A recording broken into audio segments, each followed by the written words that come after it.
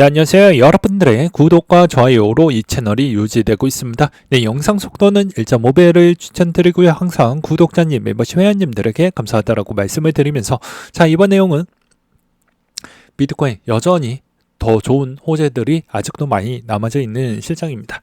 지금 뭐 조정이 잠깐 나와서 어떤 커뮤니티에서는 숨이 안 쉬어진다, 시즌 종료된 거 아니냐, 무섭다, 뭐 이런 내용들이 많이 나와주고 있는데요. 이런 건 이제 경험이 좀 많이 부족한 부분이라고 저는 말씀을 드리고 싶습니다. 이런 경험도 한번 내려갔었을 때도 잘 견뎌낼 수 있을 만한 경험치가 많이 축적이 되어야 비로소 우리가 꿀단지를 크게 먹을 수가 있는 것인데요. 어떻게 보면 아픈 경험을 겪지 않으면서 진짜 최고의 아주 좋은 경험만 얻으려고 하는 그런 형태는 내 자체를 성장하기가 매우 어렵습니다. 그럴 확률도 매우 낮고요. 그래서 이번 시즌도 조정이 좀 나올 때마다 내가 어떻게 잘 극복을 할지가 중요할 것 같습니다. 이 구간도 이게 주봉 차트인데 대부분 뭐 2달씩, 많게는 뭐 실질적으로 3달씩 쉬어가는 경우도 간혹 나옵니다. 근데 이런 꿀단지 같은 걸 다 놓칠 건가요? 그러니까 너무 하루에 비일비재하지 않으셨으면 좋겠고요. 이제 두 번째로는 비트코인이 좀 많이 과열 단계가 있다 보니까 볼린저 밴드로 제가 개인적으로 본다라고 하면 이 벗어나는 부분이 있으면 다시 수렴하려고 하는 형태가 나오게 됩니다. 그러하고요. 그리고 최근에 이제 마이크로 스트래티지가 너무 과열이 됐기 때문에 잠시 쉬어가는 구간이라고 저는 생각이 듭니다. 최근 동향에서도 마이크로 스트래티지가 좀 많이 밀렸죠. 예. 최고점을 찍고 좀 많이 내려갔는데 이게 21년도 때와 또 유사하시다라는 분들도 있었어요. 이때도 이제 이런 꼬리표가 많이 나왔고 운봉으로 마무리가 되다 보니까 이제 과거와 좀 비슷하지 않냐. 근데 그것보다는 너무 많이 올랐다가 많이 밀렸으니까 당연히 그러고 이때 이제 공매도 집단이 이제 마이크로 스트래티지 관련되어져 있는 내용을 한 번 더 설명을 하면서 더 많이 이제 좀 밀리지 않았나라고 볼 수가 있겠고요. 이걸로 인해서 이제 아무래도 또 단기가 많이 올라왔던 이제 MSTU도 잠시 쉬어가는 구간들을 좀 보여주는 것 같기도 합니다. 그래서 이럴 때마다 이제 많이 내려갈 때는 이제 비트코인을 좀 추정하면서 더욱더 극대화된 형태를 만약에 추정을 하려고 한다고 하면 MSTU 적립식으로 모아가실 분들은 계속 모아가셔도 될 것 같다라고 생각이 들고요. 반면에 좀 더 가성비 있고 좀 덜 올랐다 이더리움이 생각보다 요즘 주춤하고 있기 때문에 내려갈 폭도 적잖아요. 그래서 오히려 이더리움의 이더U나 이더T를 뭐 추천을 저는 좀 바라는 바가 될 것 같습니다. 이것도 이제 이야기를 좀 드릴 것 같은데 왜 그러냐면 이더리움이 생각보다는 이 불장일 때는요, 원화 BTC 마켓, 테더 마켓이 다 같이 불장이 나와야 됩니다. 지금 이제 그런 상황이고요. 그리고 BTC 마켓은 도미넌스와 유사하다라고 이야기를 많이 했죠. 그러면 원화 BTC 테더에서 원화와 테더만 강했다가 BTC까지 채워짐으로써 대부분 알트코인의 불장이 많이 나왔습니다. 그걸 한 예시로 본다라고 하면요, 스텔라 루멘이 최근에 좀 많이 올랐죠. 이게 이제 BTC 마켓을 보게 되면 다 똑같이 올랐습니다. 근데 반면에 내려갔었을 때 이제 지난 24년도 이전 추이를 보게 되면 방향성이 조금은 다르죠. 오히려 횡보했지만 BTC 마켓은 어떻습니까? 계속 더 내려갔던 모습을 볼 수가 있습니다. 이렇기 때문에 해당의 마켓의 유동성은 원화 테더, 그 다음에 하나 더 넣어주면 뭐 BNB나 뭐 FDUSD나 뭐 요 정도가 될 것 같고, 여기서 내 알트코인이 더 가주어야 된다고 하면 여전히 마지막에 불꽃은 BTC 마켓에 어느 정도 채워졌냐 안 채워졌냐라고 볼 수가 있는데요. 이제 이더리움 좀 걱정 많이 되시는 분들이 있는데, 이더리움은 반면에 저는 도미넌스 기준점에 있는 BTC 마켓의 유동성이 거의 최하 단계 때까지 내려왔기 때문에 걱정할 필요성도 없고 더 내려갈 수 있을 만한 측면도 거의 막바지에 들어오지 않았냐라고 저는 그렇게 생각이 들기도 했습니다. 그래서 이더리움 투자하시는 분들은 이 점도 참고하시면서 보시길 바라겠고요. 아직도 호재는 많이 남아져 있습니다. 네, 일단 연준 위원들의 점진적 인하 논의가 되어져 있는데 이제 12월 인하 합리적으로 보고 있다라고 해서 가장 매파적인 우리 형님께서 또 한번 이야기를 해주셨어요. 근데 이게 일단은 이번 형태에서 환경이 조금 받쳐주지 못한다라는 언급을 좀 했기 때문에 12월 달에 동결이 될 수도 있고 인하도 될 수도 있지만 결과론적으로는 이 말의 핵심은 무엇이냐면요. 내년에도 우리는 인하를 하고 싶어요. 라는 게 보여진다라는 것입니다. 제가 저번에도 이야기를 했죠. 어차피 연준위원들은 물가만 신경을 쓰기 때문에 물가가 2%에 왔는데 금리가 과거의 2%대의 기준점으로 봤을 때 금리 인하에 있는 위치는 3% 중후반대입니다. 그러면 지금보다 더 1%더 내려야 되겠죠. 그렇기 때문에 아직까지도 경기가 안 좋아진다라고 하면 금리 인하로 버틸 수가 있다라는 게 성립이 된다라고 볼 수가 있겠고요. 그 다음에 대부분 이제 요즘에 미국 경기가 생각보다는 잘 버텨주고 있고 GDP 대비로도 아직도 성장 가능성이 있다라고 하니까 야후 파이낸스에서도 이제 여러 가지 운영사들이 앞으로 S&P 500이 있는 지수 전망 추이도 상당히 긍정적으로 보고 있다라는 추이를 볼 수가 있습니다. 그렇기 때문에 경기도 좋고 그리고 미국이 대부분 코인을 사주고 있는 입장이다 보니까 대부분 경기가 좋아야 될 거 아니겠습니까? 그리고 통화정책 기반에서도 상당히 도와주고 있는 실정이고요. 그래서 나쁜 건 별로 없다라고 말씀을 드릴 수가 있을 것 같습니다. 그리고 또 행정부 부분에 대해서도 상당히 좋을 수가 있는데요. 재무부 장관도 코인 좋아하고요. 그 다음에 보건복지부 장관도 코인을 좋아하고 비트코인에 몰빵했다라고 하기도 했었고, 그 다음에 우리 상무부 장관도 일단 테더 최대 주주이기도 하고, 그 다음 연준 의장이 될 분도 암호화폐를 상당히 좋아하시는 분이기 때문에 이런 측면만 본다라고 해도 나쁠 건 없죠. 그리고 앞으로 이 법안이 정말로 통과될지 모르겠지만 이 법안이 통과가 되었을 경우에는 비트코인 100만 개가 순차적으로 사줄 수 있기 때문에 내 위에서 내 아래에서 사주는 건 아니죠. 내 위에서 사주기 때문에 부족할 부분이 별로 없다. 이렇게 생각을 해볼 수가 있기 때문입니다. 그래서 걱정할 필요는 없고 요즘에는 이제 장이 너무 좋다 보니까 다 부질없는 생각 아닐까. 기술력이 좋니 나쁘니 뒷배가 있니 이런 것보다는 여전히 알트 불장이 오니까 나쁜 코인이 전혀 없다라는 내용도 한번 준비를 했던 이유가 여전히 불장일 때는 이게 불장인지 아닌지 간혹 헷갈리시는 분들이 있어요. 그럴 때는 아주 작은 시총도 펌핑이 나오고 원래 박스권이었던 원래 박스권이었던 리플이나 스텔라 같은 애들이 올라왔잖아요. 이더리움 클래식도 마찬가지로. 그러면 이거 불장이 맞습니다. 왜냐? 한동안 박스권, 평균 단가 추이가 생각보다 많이 길었던 거는 아무도 이제 팔 사람 다 팔고 다 떠나갔다라고 하는데 덩달아 이게 순환 펌핑이 나왔다라는 건 진짜로 불장이 맞다라는 것이죠. 그래서 그렇게 좀 볼 필요성이 있겠고요. 그리고 유동성이 별로 안 좋았던 거래소는 제발 쓰지 마시길 바라겠습니다. 입금 처리 6일째 안 해주는 부분이 고박스가 있다라고 하니까 고박스가 이게 우리의 돈이 걸려져 있기 때문에 이게 또 정의로움하고 저 거래소가 좀 불쌍하니까 내 돈을 넣어줘야 되겠지 이런 생각을 가지시는 분들이 있으면 큰 코 다칩니다. 그 다음에 코인 불장에 투자자 울리는 무더기 상패 부분도 있었다. 2년에 483개 상장 중에 155개가 폐지가 되었고요. 내년 3반기에도 많이 폐지가 될 것입니다. 왜냐? 위원회가 만들어졌고요. 그리고 TF팀이 정식 발표가 되고 이제 구축이 되었기 때문에 아마 더 많은 상패가 이루어질 것인데 이것도 어찌 보면 방치된 결과물이라고 볼 수 있습니다. 국회의원이 방치를 했고요. 그리고 금융위원장이 방치를 많이 했던 측면이 있습니다. 그래서 기재부가 움직인 게 별로 없었잖아요.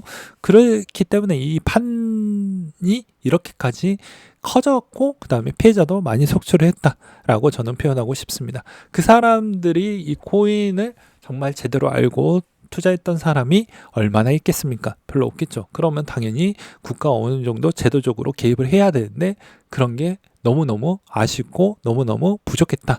그래서 일정 책임이 있다라고 저는 말씀을 드리고 싶고 그 다음에 그걸로 인해서 세금적인 절차 부분도 왜냐면 어느 정도는 좀 유예가 되거나 아니면 여러 가지 측면에 있어서 인센티브를 좀 줄 필요성은 저는 있다라고 봅니다. 저 사람들은 비트코인을 갖고 있는 사람이 별로 없어요. 그렇기 때문에 그런 겁니다. 네. 그렇지 않습니까? 그 다음으로 이번에 이제 민코인 부분인데요. 이번에 인플루언서들이 민코인 추천을 좀 많이 했죠. 근데 3분의 2가 사라졌다라고 합니다. 그리고 90% 폭락을 했고 또 단 1% 정도 민코인이 10배 정도 수익성이 나와 주었다고 합니다. 제가 최근에 이제 민코인을 이제 또 회원분들에게 하나 제가 샀던 것만 공유만 해 드리긴 했습니다. 근데 그게 진짜 영원히 될 수도 있기 때문에 저는 꼭 하라고는 못할 것 같아요. 그냥 관심 있으신 분들만 하시길 바라겠습니다. 왜냐면 이게 아주 좋은 형태가 나오면 좋은데 또 그렇지 않을 수도 있기 때문입니다. 그 다음으로 이제 또 여기서도 이제 왜 민코인은 거래소 상장에 여러 가지 이제 좀 논란거리가 많이 나와주고 있는 게 비밀 유지에 있는 문제가 있고요. 물량의 문제가 있습니다. 왜냐하면 민코인이 기존에 인기가 더 높았던 이 부분이 오히려 거래소 부분에 역기능으로 좀 존재를 한다라고 보시는 게 맞는 게 왜 그러냐면 자 전체 물량이 다 풀렸어요. 그러면 내가 갖고 있는 물량이 없으니까 여기에서 유동성에 따른 문제성이 나오겠죠. 그렇기 때문에 거래소 측에서도 이거 좀 상장시키기가 상당히 곤란한 여지가 많이 생겼던 부분이 있었다라는 걸 확인이 되었기 때문입니다. 그리고 BTC 마켓에 먼저 올리는 이유도 이제 여기에서도 써져 있는데 이제 물량 마련하기가 조금 더 좋았던 부분이 있었다라고 하더라고요. 그래서 지금의 이런 민코인의 상황은 이런 형태로 좀 돌아가고 있다더라라는 걸 볼 수가 있을 것 같고요. 그 다음으로 이제 또 보게 되면 요거를 요 앞으로 빼놓고 그 다음에 얘도 앞으로 좀 빼놓겠습니다. 자, 보게 되면 이제 이번에도 퀀트로 이제 분석했던 내용 기반을 몇 가지를 또 준비를 했습니다. 네, 일단 우측 먼저 보시게 되면 스테이블코인 지속적으로 거래소 유입을 해주고 있다. 거래소 유입 비중이 많이 들어오고 있는 실정이고 테더도 많이 발행이 됐죠. 그렇기 때문에 생각보다 괜찮다라고 저는 보고 있는 실정입니다. 그래서 알트코인이 생각보다 펌핑이 잘 나왔고요. 그리고 MVRV 이 비율도 이제 가끔씩은 이제 제가 공유를 해드리는 이유가 한 구독자님이 MVRV 기준점으로도 잘 보시는 분들이 있더라고요. 네, 자기한테 맞는 컨셉에 있는 퀀트 하나 정도씩은 계속 보고 연습을 해두시면 쓸만합니다. 네, 그건 진짜 맞는 것 같아요. 그래서 MVRV 또 잘 모르시는 분들 때문에 실현 시가총액으로 나눈 값으로 보시면 됩니다. 네, 그렇기 때문에 이번 형태에서도 MVRV 값이 이 노란색 석 기반으로 보았을 때 이제 점진적으로 좀 축소가 되는데 이번에도 거의 이제 가까워지는 거 아니냐라고 되어져 있죠. 그래서 아무래도 이번에도 마찬가지로 이런 형태가 나오면 이제 조만간에 조정이 이루어질 것 같다라고 하지만 이번에는 좀 다를 수도 있다라는 의견들도 조금씩 나와주고 있는 실정이 있기도 합니다. 네. 그리고 이제 주경 대표도 이번에 비트코인 해시레이트가 최고치를 경신을 해주고 있고 채굴 파워는 고성능 칩보다 채굴기 수에 의해 주도가 된다라는 이야기를 해주고 있습니다. 올해 채굴기 수가 82만 대가 증가를 했고요. 연초 대비 23% 증가를 했다라고 합니다. 그 점도 참고를 하시길 바라겠고요. 그 다음에 마지막으로 이더리움 스테이킹 수가 유출 이후 주간의 순유입이 계속 강세장을 보여주고 있는 실정입니다. 그렇기 때문에 아직도 조정이 나왔을 때 이더를 더 많이 모아 가실 분들은 더 모아 가시길 바라겠고요. 그리고 이제 비트코인의 마무리의 이제 꽃장식이라고 볼 수 있는 게 이제 대출 상품 출시라고 보시는 게 맞을 것 같습니다. 이번에도 마찬가지로 이제 미 투자은행 비트코인 담보 대출 상품이 이제 출시가 되면 이제 비트코인 전략적 비축 자산이라고 하는데 비축만 해놓지는 않겠죠. 뭐 빌려주거나 해가지고 이자 장사를 분명히 미국은 할 것으로 보여집니다. 이제 그런 거를 좀 볼 수가 있을 것 같고요. 그 다음으로 이제 마지막으로 이제 그 지금의 국민청원 부분에 좀 더 화력을 계속 넣어 주어야 하는 이유에 대해서 설명을 드리는데요. 제가 계속 이야기를 했죠. 그 대신 안 믿으실까봐 계속해서 보여드리는 겁니다.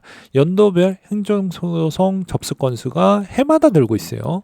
3만 건 돌파했고 행정력 낭비 늘었다라고 되어져 있습니다. 왜 그럴 것 같습니까? 물론 씨알데기 없는 행정 분쟁 소송도 많긴 하지만 부동산 건으로만 본다라고 해도 역대급을 찍어주었습니다. 예, 역대급을 찍어주었어요. 그래서 이때 좀 많이 늘었다라고 보고 있습니다. 저는. 그리고 이번에 거의 갱신을 했다라고 저는 생각이 들어요.